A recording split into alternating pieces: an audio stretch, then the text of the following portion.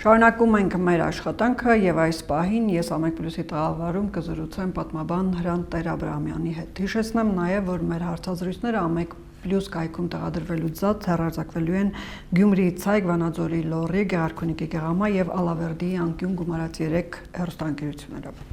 Բարև ձեզ։ Բնականաբար մեր զրույցը կսկսենք գերիների շուրջ կատարվող վերջին իրադարձություններից 3 ակնկալիք կար, բայց այդ ակնկալիքը չարդարացավ, որ պետք է ինքնաթիռը գերիներին բերեր Հայաստան։ Այսօր ռուս խաղապահների բրիգադի հրամանատար Մուրադովը մեկնաբանեց, որ դա կեղծ սադրանք էր, որ հայ պաշտոնյաները թյուրիմացիան մեջ են գցել բնակչությանը, բայց Անդրանիկ Քոչարյանն ասում է, որ պայմանավորվածություն է խախտվել, Ադրբեջանն է փոխել որոշակի պայմանավորվածություն։ Ինչ է տեղի ունենում, ինչ տեղի ունեցավ։ Ինքը շատ նուրբ, շատ զգալի թեմա է եւ նաեւ բազմաթիվ շահարկումների առիթ ցավոք սրտի։ Այո։ Դրա համար փորձենք նախ զգուշ խոսենք, չէ շատախոսենք այս թեմայի շուրջ մանավանդ մարդկանց կյանքին է վերաբերում, բայց նաև փորձենք սա ավելի ընդհանուրի մեջ տեսնենք։ Ի վերջո պետք է գնահատենք սա մեր պետության, մեր ժողովրդի, նաև մեր անտերության, թշվառության եւ ըստ էության անիշխանության հերթական ցուցիչ է։ Եւ ինչ եմ ասում ավելի մեծ պատկերի մեջ տեսնենք, հա։ Մի բան մենք վերջապես հասկանանք։ Հիմա կարելի է լիքը այս մանրամասների մեջ խորանալ, փորձել հասկանալ մեկը մի մեկնաբանություն կտա, մյուսը մի մեկնաբանություն, որ մեր ճակատագիրը շարունակում է որոշվել ըստ էության այս Թուրքիա, Ռուսաստան, Ադրբեջան երրակի մեջ։ Մենք կարող ենք ամեն անգամ այսպես բան անել, ենթադրել, եզրակացնել, այս անգամ որ այս օղակում ինչը այսպես աշխատեց, ինչը այսպես չաշխատեց, բայց ի վերջո փաստը մնում է փաստ, որ այսպես է եւ մենք օբյեկտի կարգավիճակում ենք։ Եւ մինչև այդ փաստը չգիտակցենք, չհասկանանք ոնց մենք կարող ենք այս վանդակից ի վերջո դուրս գալ, ինչ քայլեր անել։ Մենք անընդհատ այս sense պատմությունների մեջ ենք հայտնվելու եւ կարծես թե չենք խրատվում եւ իսկական եւ ներքին վիճակն է անտեր եւ անիշխանական եւ այս ներքին վիճակը արտաքին հետ շատ համահունչ է եւ անընդհատ այս ցավալի պատմությունների մեջ ենք մենք ընկնում։ Դրա համար այստեղից պետք է նախ այս քարտեզը վերջապես հասկանալ, դուրս գալ այդ բոլոր էմոցիոնալ բաներից, չգիտեմ, սա հակառուսական է, սա պրոռուսական է, սա չգիտեմ, եւ հասկանալ, որ եթե այս երանգյունի մեջ մենք չփորձենք մեր տեղը ավելի լայնացնել, փորձել այս երանգյունի մեջ հարաբերություններ ունենալ ոչ միայն ռուսական կողմի հետ, այլ նաև գոնե Թուրքիայի հետ այս թեմայից շատ եմ խոսացել, ելի եմ խոսալու, ինչքան էլ այս թեման հետո ենթարկվի։ Բայց դուք գիտեք, կարդում եք, վերջացնեմ, շատ քիչ է մնացել։ Մինչև մենք այս բանը չհասկանանք, անընդհատ այս ձևի իրադարձություններ լինելու, մենք անընդհատ փորձել ենք sense ֆրագմենտար կոնկրետ մենակ այս իրադարձությունն այլ Մուրադովը ինչ ասեց, սա ինչ ասեց եւ այլն, հասկանալի է, դա էլ է կարևոր, բայց ընդհանուր օրինաչափությունը հասկանանք, նոր հետո փորձենք մանրամասները հասկանալ այս իրադարձությունը։ Բայց դուք գիտեք, որ իշխանության ներկայացուցիչները եթե փորձում են Թուրքիայի հետ հարաբերությունների մասին կծկտուր արտահայտություններ անել, դա ինչ հակազդեցության է արժանանում մեր քաղաքական դաշտի կողմից։ Որ դու գնում եք Թուրքիայի հետ, Թուրքիան մեզ մորթում է, Թուրքիան այսպես, այնպես, որ առանց ռուսների միջամտության մենք չենք կարող թուրքերի կողքը ապրել։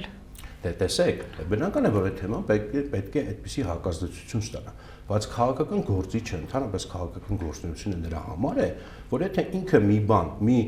քաղաքական միտք, ուղղություն ճշմարիտ է համարում, ճիշտ է համարում, այս պահին կարևոր է համարում երկրի համար, ինքը չպետք է ուշադրություն դարձնի այդ հակադարձերին, որովհետև բնական է այդ հակադարձերը լինելու են շատ ուժեղ։ Երկու պատճառով, նախ բնականից հայ ժողովրդի մեջ իհարկե վերապահում կա Թուրքիայի նկատմամբ եւ դա բնական վերապահում է, պետք է ըմբռնումով դրան մոտենալ, եւ երկրորդը իհարկե քաղաքական ուժերի կողմից տարբեր պատճառներով այդ թվում դրսի ոնց որ այսպես ասած պատվերը կատարելու Ռուսաստանի հավանաբար, հա։ Հավանաբար ռուսական որոշ շրջանակների այսպես ձևակերպենք ավելի լավ է եւ ներքին իրենց բաների համար իրենք բնականաբար այդ թեմային հակադարձելու են, բայց մի բան էլ հասկանանք, այդ թեմային հակադարձում են քաղաքական շատ կոնկրետ կազմակերպությունները, ուժերը։ Այդ թեմային ժողովուրդը որևէ կերպ ես չեմ տեսել այսպես ժողովրդական լայն հակադարձ, եւ ժողովրդի հետ է պետք է այս թեման խոսել։ Ժողովրդին դիմել, բացատրել, ես հավատում եմ, որ մեր ժողովուրդը բավականաչափ պրագմատիկ է, բավականաչափ բանականություն ունի, որպեսզի եթե իր հետ ուղիղ խոսակցության մեջ մտնենք, այդ դեպքում հնարավոր կլինի բացատրել այս թեմայի կարևորությունը, բայց որպեսզի զարմանալի չթվա, թե այս թեման որտեղից եկավ, այս գերիներից եկավ։ Ես էլի ուզում եմ այս մի բանը հստակ հասկանանք, որ սա ոչ թե կապրիզ է, ոչ թե որտեղ մարդիկ ասում են, դե ինչ խոսանք Թուրքիայի հետ կամ ոնց խոսանք Թուրքիայի հետ, այս հարցերը բոլորը շատ կարևոր են, բայց դրանցից առաջ կա մի հատ ուրիշ հարց։ Չկա այսպիսի թեմա ինչ խոսանք թուրքերի հետ, որովհետև Թուրքիան արդեն տարածաշրջանում է եւ այս երանգյունին գործում է, կա հարց ոնց անենք, որ ճիշտ խոսանք, որովհետև անխուսափելի է այս մեր եւ Թուրքիայի հարաբերությունը, որովհետև Թուրքիան այսպես ոնց որ հիմա է ներկայացված տարածաշրջանում չի եղել ներկայացված մինչև 2020 թիվը եւ չկա տարբերակ փախնելու այդ իրականությունից, այսինքն մենք չենք կարող ասել, դե մենք չենք ուզում Թուրքիայի հետ խոսանք ու տենց հղրախ քաշվենք, նստենք։ Չէ, այս թեման պարտադրված է արդեն։ Մենք ոչ թե պետք է հարցնենք ինչ խոսանք, այլ պետք է հասկանանք ոնց անենք, որ ճիշտ խոսանք, որովհետև խոսակցությունը անխուսափելի է։ Իսկ ձեր կարծիքով ավելի ճիշտ տարբերակը, փաստորեն դուք գտնում եք, որ ավելի ճիշտ տարբերակ է, որ մենք կարողանանք թուրքերի հետ անմիջական ցանկալի տարբերակ է, պայմանավորվել, քննարկել, բանակցել, բայց խնդիր չկա, որովհետև այսօր Ռուսաստան-Թուրքիա հարաբերությունները այսպես բավականին համագործակցային են, մրցակցային տարել կա, համագործակցային էլ կա։ Հիմա եթե Ռուսաստանը մեր դաշնակիցն է եւ ինքը ինչ որ ձևով լեզու է կարողանում գտնել Թուրքիայի հետ, ինչ խնդիր կա, որպեսզի թեկուզ սկզբի շրջանում այդ խոսակցությունը լինի եռակողմ ֆորմատով, որպեսզի նաև Ռուսաստանի մոտ կասկածներ չառաջանան կամ ինչ որ խնդիրներ չառաջանան, դա շատ բաց, շատ հանգիստ գործընկերային կարելի է այդ հարցը լուծել։ Ես կարծում եմ, այդտեղ գոնե պաշտոնական մակարդակում կարծում եք Ռուսաստանը դա թույլ կտա։ Պաշտոնական մակարդակում ինչ պետք է ինքը առարկի մեկ, երկրորդը էլի Ռուսաստանի հետ էլ կարելի է խոսալ, բացատրել, ի վերջո դա այդպես չի, ռուսներն էլ ասենք այսպես ասած գազան չեն, կարելի է որտեղ ռուսների համար ավելի շահավետ է որ մեր փոխարեն պայմանավորել, որպեսզի իր շահերը ավելի առաջ տեսեք, մի օրինակ վերցնենք, ասենք մենք Իրանի հետ ունեցել ենք հարաբերություններ, չէ՞, որը ինչ որ խնդիրներ է,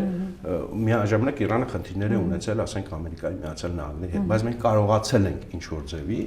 եւ այդ հարաբերություններում, որ Ռուսաստանը այդքան մխրճված չի։ Եվ այստեղ լոգիկան շատ պարզ է, որովհետեւ եթե Ռուսաստանն ու Թուրքիան իրար հետ համագործակցային դաշտում են։ Ես ուզում եմ հասկանամ, մենք ուրիշ ինչ դաշտում պետք է լինենք այդ դեպքում, որտեղ Ռուսաստանն չէ մեր դաշնակիցը, նաև ասում են անվտանգության երաշխավորը է ավելի լավ։ Բայց այդ դեպքում մենք ինչ անենք, եթե մեր դաշնակիցը համագործակցում է այսօր Թուրքիայի հետ, պարտնյոր է համարում Թուրքիային, դա մենք ինչ պետք է անենք, մենք դի թշնամի համարենք այդ դեպքում։ Ում այսպես ասած թիկունքով Այնուամենայնիվ դուք ինչ եզրակացրեցիք այս գերիների շուրջ կատարված երկօրյա իրադարձություններից, հայտարարություններից։ Իսկապես կար պայմանավորվածություն։ Վերջնական բան չեմ ուզում ասել, որտեղ էլ եմ ասում, շատ նուրբ թեմա, այստեղ վերջնական ինչ որ բաներ ասելը սխալ կլինի, բայց ես համենայն դեպս ուզում եմ հասկանալ եւ ասենց մի բան էլի, երբ որ մենք պատկերացնում ենք, որ արդյոք Ադրբեջանը այդքան, այսպես ասենք, կոպիտ ձևակերպենք կա, որ ինքն իրենով կարողանա այս հարցում այսպես իրեն թույլ տա այս պահվածքը, հա? Նորից Թուրքիան։ Ես չեմ կարծում մենակ Թուրքիայով չի կարող։ Ես էլի ուզում եմ հասկանալ, ինձ թվում է, ասենց ասենք, այդ եռանկյունի մեջ պետք է մենք հասկանանք այս գործող եռանկյունի մեջ ինչ process է տեղի ունեցել, որը բերել է այս իրավիճակին։ Ինչ process-ներ կարող էին տեղի ունենալ։ Եկեք ենթադրությունների մեջ չընկնենք, չէ, ենթադրությունների մեջ չընկնենք, մի քիչ ավելի ուշադիր հետևենք, միգուցե լինեն ազդակներ, իրավիճակներ, նոր լուրեր, որը մեզ թույլ կտա ավելի կոնկրետ հասկանալու թե կոնկրետ ինչ է այստեղ տեղի ունեցել։ Ազդակ չեն այն հրապարակումները կամ հայտարարությունները, որ Հայաստանը պետք է Ադրբեջանին մեղրիով կամ Ստեփանակերտ Գորիսով միջանցք տրամադրի, միջանցքներ տրամադրեն։ Հնարավոր է չբացառենք, բայց էլի եկեք մի հատ մեծի մեջ սա նայենք հասկանանք էլ այս Սյունիք-Արցախ թեմայի կապվածությունը։ Ընդհանրապես սա նորություն չեմ ասում իմացող հասկացող մարդկանց համար, բայց ամենևս արձանագրենք, որ Սյունիքն եւ Արցախը աշխարհագրական, ռազմական, ռազմավարական տեսակետից ու գրեթե միասնական տարածք են։ Եվ եթե մի որևէ ուժ աշխարհաքաղաքական Արցախում հաստատում է իր գերակայությունը կամ ռազմական ներկայությունը, ինքը առնվազն կուզենա Սյունիքի վրա տարածել իր ազդեցությունը։ Այս կամ այն ձևով հիմա չեն քննարկում։ Մի ուրիշ բան էլ հասկանանք, երբ որ մենք այսօր խոսում ենք Արցախյան հակամարտության մասին, դա այլևս հայ-ադրբեջանական հակամարտության այն նախկին ֆորմատը չի։ Երբեք չի եղել մաքուր հայ-ադրբեջանական, բայց հիմա առավել եւս Արցախը այսօր Ռուսաստանի ըստ էության գերակայության տակ ռազմական ներկայությամբ տարածք է։ Եվ Արցախում չի կարող կարծում եմ տեղի ունենալ որևէ սրացում Արցախում, Արցախի շուրջ, Սյունիքի նաև այդ տարածքում միայն հայ-ադրբեջանական ֆորմատով, այսինքն առանց Ռուսաստանի այս կամ այն չափով ներգրավվածությամբ, ուղղակի, անուղղակի եւ այլն, Թուրքիայի գործոնն էլ էլի հաշվի առած այստեղ, այսինքն այստեղ էլի մենք չենք կարող սա ուղղակի ասենք Սյունիքի հարցնել, նայել, որ մենակ հայ-ադրբեջանական է։ Չէ, այստեղ բոլորի շահերը կան, եւ Թուրքիայի շահերը կան, եւ Ռուսաստանի շահերը կան, եւ Ադրբեջանի շահերը կան, ուրեմն ինչ էլ տեղի ունենա դրա շուրջ, մենք պետք է նորից այս երանգելու մեջ հասկանանք։ Սա շատ կարևոր է, որովհետեւ մեզ անդադ ուզում են գցեն իներցիայի մեջ, որ մենք պատկերացնենք, մտածենք այն հին իրավիճակով, հին կատեգորիաներով, եւ այդ դեպքում շատ ավելի հեշտ է, այսպես ասած, Հայաստանի օբյեկտացումը, անընդհատ նույն խաղը մեր գլխներին խաղալ, եւ մենք անդադ աշկերտես փագենք ու լիքը մարդ հասկանալով, լիքը մարդ էլ չհասկանալով չտեսնի, անտեսի, որ այստեղ մենակ հայ-ադրբեջանական չի այս հարցը։ Առնվազն ոչ միայն ռուսական, նաև Թուրքիա։ Ըստ էության քառակողմանի հարց է այ։ Այդ նույն կողմերի, այո, շահերի հակադրության, համադրության շրջանակներում եւ այս պատերազմից հետո նոր սրացումներ հնարավոր են կամ որքան են հավանական։ Տեսականորեն հնարավոր են իհարկե, բայց այստեղ երևի բաժանենք հեռանկարային սրացումների եւ ավելի կարճաժամկետի, հա։ Հիմա որ դեպքում են հնարավոր սրացումներ, արդեն մոտավորապես մենք նախանշեցինք այս բանը, որ ինքը չի կարող մաքուր հայ-ադրբեջանական սրացում լինել։ Ինքը այս երանգունու մեջ կամ եթե Հայաստանն էլ հետը հաշվենք, այս քառակողմ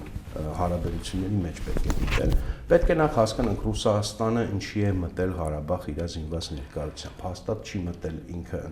իմ կարծիքով այդտեղ զուտ 5 տարի մնալու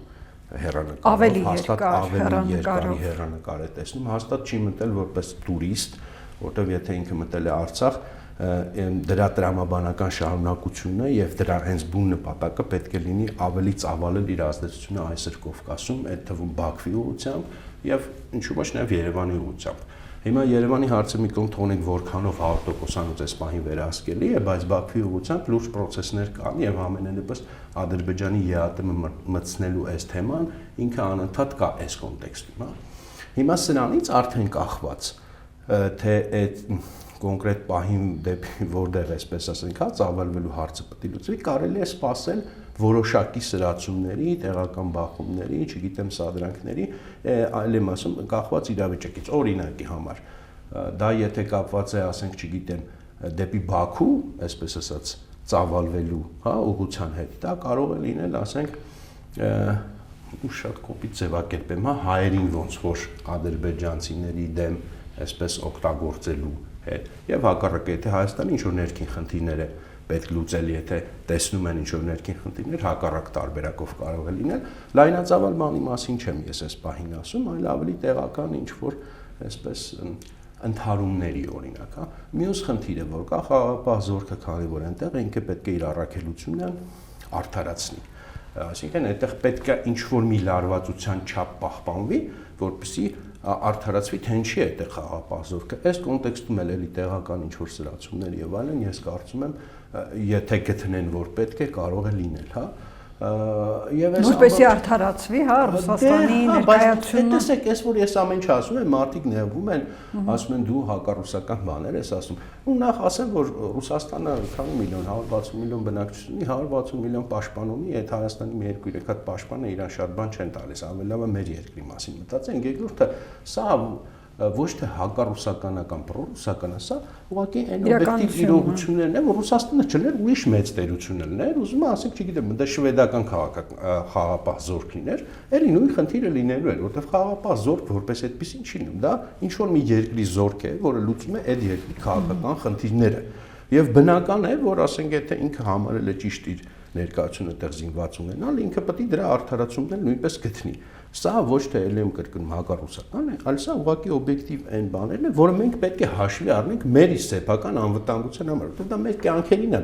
բոլորիս վերաբերվում։ Եվ կարծում եմ մեր կյանքերը մի քիչ ավելի կարևոր են մտահոգվել մեր կյանքերի մասին, կամ մտահոգվել, ասենք, որևէ մեծ տերությանը նեղացնել կամ չնեղացնել։ Իսկ որքանով է հավանական առաջիկայում արևմուտքի, մասնավորապես Ամերիկայի հնարավոր ավելի ակտիվացումը, որտեղ վերջին շրջանում բավականին пассив էր, Բայդենի դեպքում տեսնում ենք որոշակի ակտիվություն կա։ Կարող է շատ ավելին ակտիվանալ, ազդեցություն մեծացնել այնքան, որ զսպել թե Թուրքիային, թե Ռուսաստանի նկարտումները։ Ես անկեղծ ճիշտ է, Հայաստանում կան այդպիսի հույսեր, կան մարդիկ, որոնք այդ հույսերը ունեն, ես անկեղծ ասած դա չեմ տեսնում, այսինքն այն մասշտաբի, որոնք իրանք են տեսնում։ Ինձ նաև մեղադրում են, ասում են արևմտյան գործոնը անտեսում ես, ես չեմ անտեսում, բայց ես վերցնում եմ եւ պատմական փորձով եւ ընդհանուր իրավիճակով, արևմտյան գործոնը հավելյալ գործոն է մեր տարածաշրջանում, մանավանդ այս իրավիճակում, երբ այս ռուս-թուրքական ոնց որ ցիկլի մեջ ենք մենք մտել եւ Ռուսաստանը եւ Թուրքիան ակտիվ համագործակցում են, մրցակցում են, այստեղ արևմուտքը ավելի հավելյալ կարող է, ասենք, չգիտեմ, դեպի մեկ կամ մյուս կողմը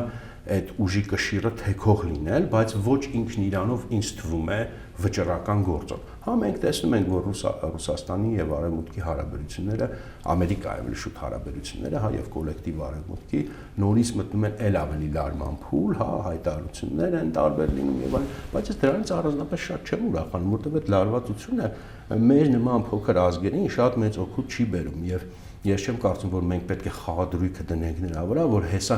որտեղ մենք մեր ամբողջ պատմությունը ոնց որ այս երկու բաներից բաղկացած է։ Մենք կամ ռուսների վրա ենք խաղադրույքը դնում, որ հեսա կգան մեզ կփրկեն, հետո ռուսներից նեղանում ենք, ասում ենք դե հեսա արևմուտքը կգա մեզ կփրկի, ու անդադ այս ցիկլի մեջ մենք կորուստներ ենք ունենում։ Մենք այլ բան պետք է հասկանանք, տարածաշրջանում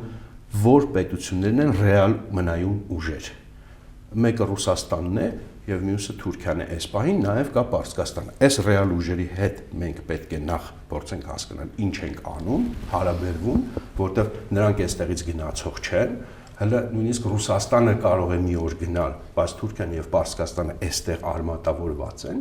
եւ հետո նոր արդեն եթե մենք այստեղ կարողանանք ինչ որ արդյունքի հասնել, հա շատ կարեւոր է ու շատ, այսպես ասած, արդեն ավելի արդյունավետ է նաեւ արևմտյան ուղղությունը, բայց ինքն իրանով արևմտյան ուղղությունը, եթե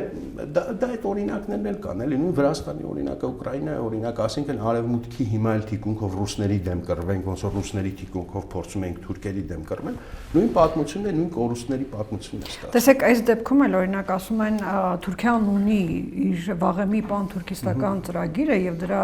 շեմին Հայաստանն է, որ խանգարում է, եթե Հայաստանն հաղթահարեց, նա արդեն Վրաստանով եւ դեպի Ռուսաստան մինչեւ Չինաստան կհասնի։ Այդ դեպքում որքան է հավանական ձեր այդ տեսությունը կամ միգուցե եւ դա բավականին իրական սցենարը, որքան է դա անվանական։ Մենք կարող ենք Թուրքիան կուզենա հավանաբար դա իրականացնել։ Հարցը շատ երկար է։ Թե դա շատ չափազանցեցված է։ Փորձենք մի քիչ ավելի կարճ։ Ես կփորձեմ հակիրճ կետերով, բայց բան էլի։ Տեսեք, նախ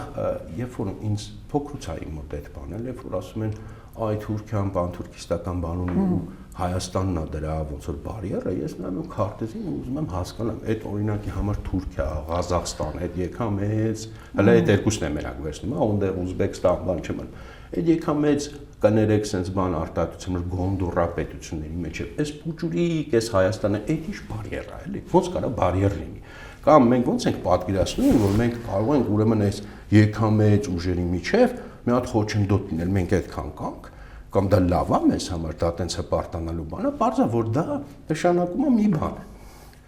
որ եթե դու քեզ հրճակում ես այդ բարիերը, դրանց միջև դու պետք է մի հատ գտնես արտաքին ուժ, էլի կամ Ռուսաստանում, կամ Արևմուտքում, ասես արի դու ինձ հովանավորի, ես սրանց դեմ կռվեմ, ու այդ կռվում մաշացնես քո ռեսուրսները, որոնք դու չունես։ Եւ ես մի բան եմ ուզում հիշեցնել, ընդհանրապես Ղարաբաղյան շարժումը 88-89 թվերին սկսվեց նաև այս թեմաների ոնց որ ժխտումից։ Ես հիշում եմ օրինակ Լևոն Տեր-Պետրոսյանի ելույթը 1989 թվին Գերագույն խորհրդում։ Եվ առաջի անգամ ես այն ժամանակ 13 տարեկան էի, առաջի անգամ էի տեսնում եւ իմ համար ծանոթություններ էս մարդու հետ, որը նվիրված էր հենց այս թեմային, որ պանթուրքիզմի այդ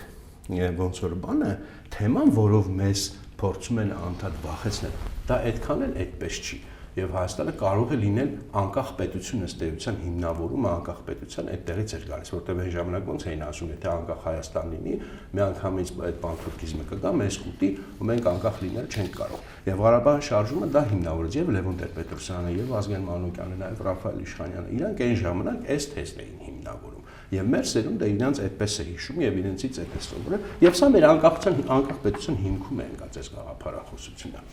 Եվ երբ որ ես հիշում եմ այս անցած պատերազմի ժամանակ, երբ որ մեր վարչապետը սկսեց խոսել պանթուրքիզմից,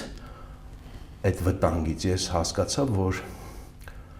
չասեմ հասկացա պատերազմը պարտված է, բայց հասկացա, որ շատ վատ է մեր վիճակը, որտեղ եթե դու խոսում ես պանթուրքիզմից, այդ ժամանակ չնայած թվում է տրամաբանական, չէ՞, որտեղ Թուրքիան իրոք ներգրաված էր, բայց եթե դու խոսում ես պանթուրքիզմից, նշանակում է դու ես մեծ քարտեզը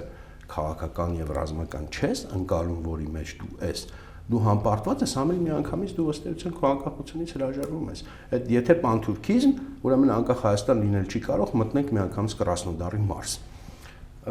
Այսքանը երևի շատ կարճ, ես հասկանում եմ, որ լիքը բաներ այստեղ չբացված են մնում, լիքը բաներ անհասկանալի, որովհետև նաև մեր պատմագիտությունը այս 30 տարվա մեջ մենք անկախ Հայաստանի պատմագիտություն չենք ունեցել, որ մարդկանց այս բաները սովորացնի, որ թեկուզ երկրի վարչապետը երբ որ հայտնում է այս սխեմաների մեջ, որոնք դարերով կրկնվել են մի քանի անգամ, ինքը միանգամից վարչապետ լինի, քաղաքական որևէ ֆիգուր լինի, միանգամից հասկանա սա որ տարբերակն է։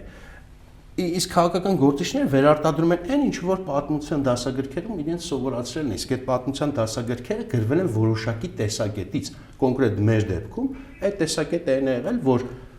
մտցնել այն գիտակցությունը հայ ժողովրդի մեջ, գլխի մեջ, որ ինքը անկախ լինել չի կարող, ինքը չի կարող առանց դրսի հովանավորյալի ապրել, լինի դա Ռուսաստանը, լինի դա Արևմուտքը, կապ չունի այստեղ։ Սա այն երրորդ ուժի բացառման օրենքն է, որի մասին Ռաֆայել Իշխանյանն էր գրում, որ եթե մենք պետք է միայն այնպիսի խնդիրներ մեր առաջ տնենք եւ այնպիսի, այսպես ասած, թշնամիներ ունենք, որոնք մեր հակով են,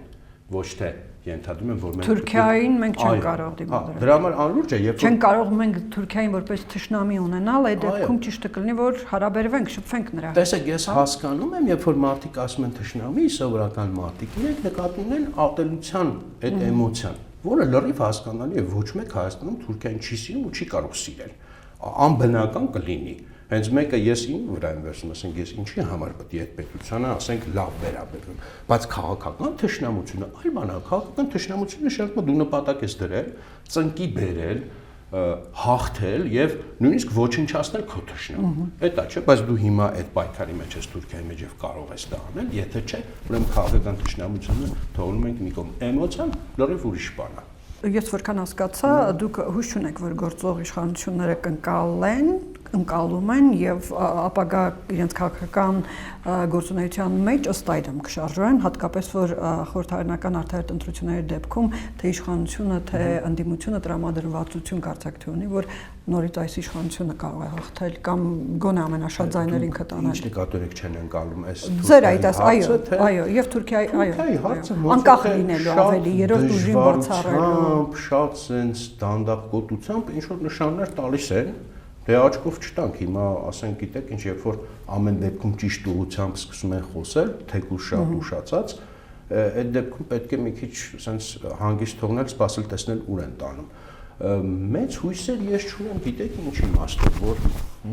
անկախ մենակ որ այս հայ-թուրքական հարաբերությունների հարցը չի, ընդհանուր այս 2 տարվա քաղաքականությունը չի ցույց տալիս, որ այս իշխող խումբը ունի ինչ-որ քիչ թե շատ կուր պատկերացում, քաղաքական կուրս, որով ինքը երկիրը տանում է, մեկ եւ այդ քաղաքական կուրսը հիմնված է կոնկրետ մեծ վերլուծության վրա, մեծ նկատում եւ տարածաշրջանային եւ ներքին, եւ հասկանալի լինի, թե ինչ գործիքներով դեպի ուր են մեզ տանում։ Ես դա չեմ տեսնում, ես կարծում եմ, ես մենակ չեմ, որ դա չեմ տեսնում, եւ 2 տարին էլ բավական էր եւ մանավանդ այս պատերազմն հաշվի առնելով բավական էր, որպեսզի, այսպես ասած, մենք բոլորը շատ սկեպտիկ լինենք այդ իմաստով։ Ես չեմ տեսնում նաեւ հիմա առանձնապես մեծ նշաններ, որ ինչ որ բան փոխվում է, չեմ տեսնում, թող ես սխալվեմ, առաջինը ես կուրախանամ։ Ինչ վերաբերում է քաղաքական դաշտի մյուս հատվածին, ապա էլի իմ համար կարևորագույն փաստը ինչ ուզում են ասեն, չասեն, 4 ամիս անցել է այս պատերազմից, ես չեմ տեսել, որ որևէ գոնե խոշոր քաղաքական ուժերից, լիդերներից մեկը իշխանությունը ասեցին արդեն, որտեղ որ հետո չասեն մենակ այս կողմին է մեղադրում, դրանցից որևէ մեկը տարի մի հատ մեծ քարտեզ, որտեղ բացատրել ինչ է մեզ այդ տեղի ունեցել, բացատրել ինչ իրավիճակում ենք մենք հիմա եւ դրանից բխած ինչ այս պահին քաղաքական ինչ հեռանկարներ ընդհանրապես կան այս երկրի առաջ, ոնց մենք կարող ենք այս երկիրը դուրս բերել այս վիճակից եւ ընդհանրապես ինչ որ մի հույս տալ այս ժողովրդին։ Ես դա չեմ տեսել եւ ես կարծում եմ էլի ոնց որ 2 տարին բավական ժամանակ էր հասկանալու համար, որ իշխանությունը չունի քաղաքական պատկեր, նույնպես 4 ամիսը պատերազմից հետո ինձ թվում է լիովին բավարար է հասկանալու համար, որ քաղաքական դաշտը նույնպես չունի հարցերի։ Որևէ ուժ չունի այդ հարցի պատասխանը։ Գիտեք, կարող է հիմա տեսեք, որ ոչ մեկին չներասնեն, կարող է հիմա ինչ որ նոր փոքրիկ ուժեր հայտնվեն, որոնք ոնց որ թե փորձեն ինչ որ օրակարգեր ձևավորել։ Միգուցե ես չգիտեմ, բայց ես նախկին ուժերից գոնե նրանք լավ են պատկերացնում իրավիճակը։ Ես չեմ, դուք ասեք։ Ես կասեմ նույն Ռոբերտ Քոչարյանը, Լևոն Տեր-Պետրոսյանը առավել եւս նախկին պատասխաններ են տվել այս իրավիճակին։ Իրենք ես ինչ որ անկախ նրանից ինչ են ասել, պատկերացնում են իրավիճակը։ Կարծում եմ իհարկե պատկերացում են, առնվազն Լևոն Տեր-Պետրոսյանը պատկերացում է, ենթադրում եմ, որ Սերժ Սարգսյանն էլ է պատկերացում, բայց պատկերացնելը մի բան է, հանրության հետ բաց խոսելը այլ բան։ Իսկ ինչի բաց չեն խոսում։ Տեսեք, մի բան էլ էստեղ ասեմ, որ մի քիչ շատ մեղադրական չհնչի։ Քաղաքական գործիչների դեպքում այս մասշտաբի կարևորը ոչ միայն այն ինչ որ իրենք խոսում են, այլ հաճախ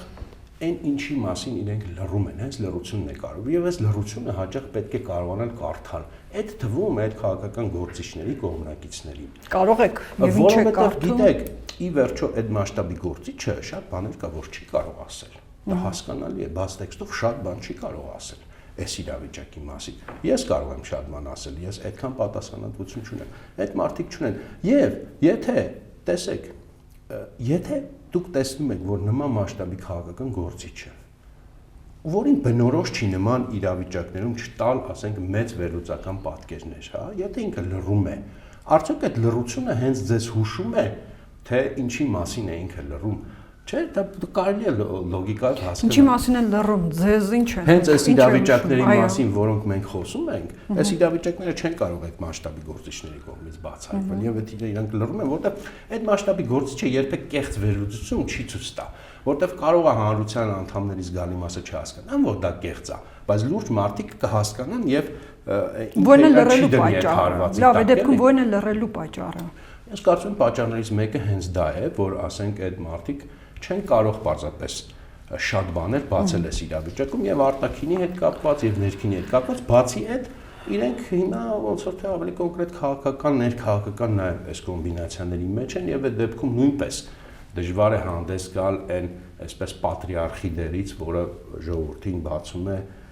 ավելի sense մեծ պատկերը, հա։ Այս խնդիրը կա, բայց ամեն դեպքում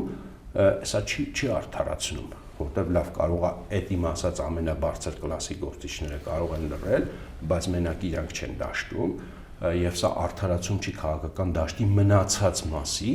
ըստ էության ոչ մի ասելիք չունենալու համար։ Թեկուզ եւ իրենց գործընկերների, կուսակիցների կողմից։ Այո, ես կարծում եմ այդպես է, բայց էլի մի փոքր բան էլ ավելացնեմ, եթե դա ժամանակ է։ Նույնիսկ այն ինչը որ հրապարակվել է,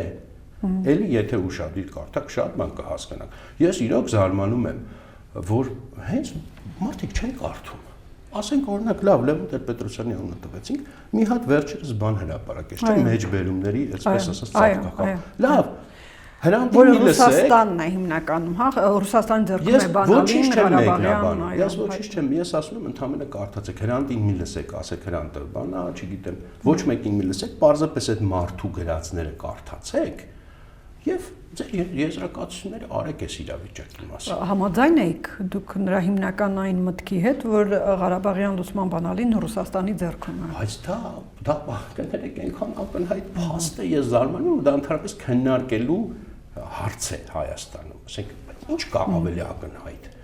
Բայց մեր քաղաքական դաշտում դա քննարկելու խնդիր է։ Եվ դեռ կարծիքով ինչ պիտի արվեր դա ի նկատի ունենալով, որպեսզի մենք չունենայինք այսպիսի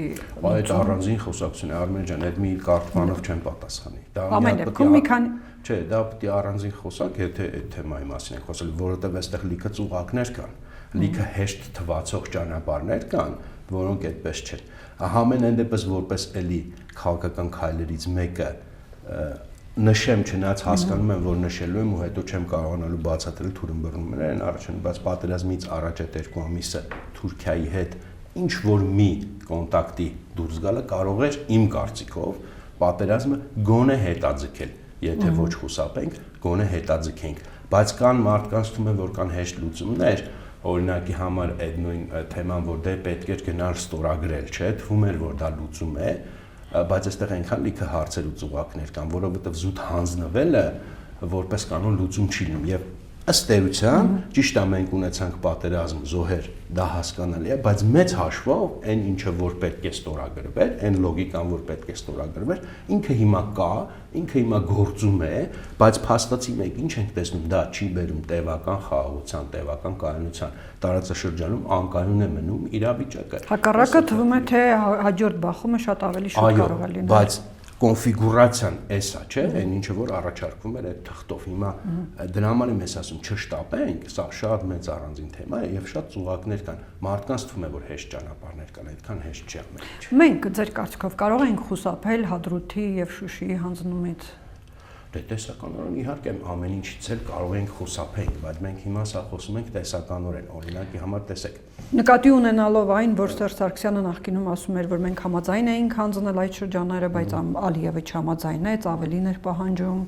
Տեսեք, ստեղ մի քիչ իհարկե խնդիրներ կան, որովհետև նախ որքան ես հասկանում եմ Շուշիի ամեն դեպքում խնդիրը դրված էր Ադրբեջանի կողմից, հա։ Բայց ես մի հատ այլ տեսակետից եմ ուզում գամ։ Հիմա երբ որ մենք պատերազմը վերլուծում ենք, օրինակ ես մեկը իմ, ասենք, այդ սխալը ունեցել եմ եւ շատերն են երևի ունեցել, ամեն դեպքում որքան էլ ես մեր պետության մասին քննադատական կարծիք եմ ունեցել, ես ենթադրել եմ, որ մեր բանակը ամեն դեպքում գործող կառույց է։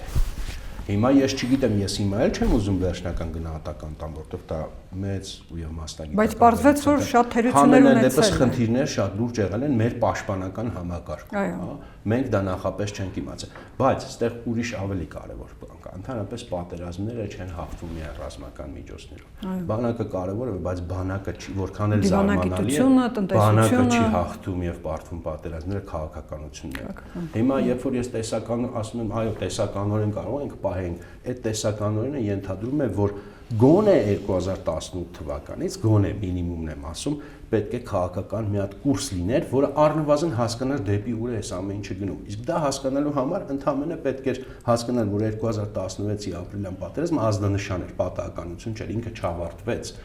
եւ այն խնդիրը, որը դրված էր լուծելու 2016 թվականի պատերազմում, ինքը շարունակեց մնալ օրակարգում։ Այդ խնդիրը հենց ռուսական զորքի տեղադրումն էր Ղարաբաղում։ Ես որքան հասկանում եմ, ոչ մեր այսօրվա իշխող խումբը 2018-ին, ոչ էլ հասարակության այն լայն, ասենք ակտիվ են խավը, որը այս հեղափոխության կերտողն էր, ինքը դա չէր հասկանում, ինքը դա չէր տեսնում։ Դրա համար իրանք հենց երբ որ այսօր մեղադրում են մենակ ներկա իշխանությանը, բայց իրանք էլ դա չեն տեսել։ Բայց այն եմ ասում, սա մինիմումն է, որովհետև իրականում պատերազմը չի կարող 2 տարվում։ Լևոն Տեր-Պետրոսյան հավանաբար ներողություն տեսել էր, որովհետև նա 17 թվականի ընտրությունների ժամանակ էլ առաջարկում էր, որ պետք է լուծել։ Այս թեման, եթե սա այն թեման, ծավալվելու խնդիր է, հա, շատ մեկնաբանելու բան կա, դրա համար չեմ ուզում այս հարցին հիմա պատասխանել, բայց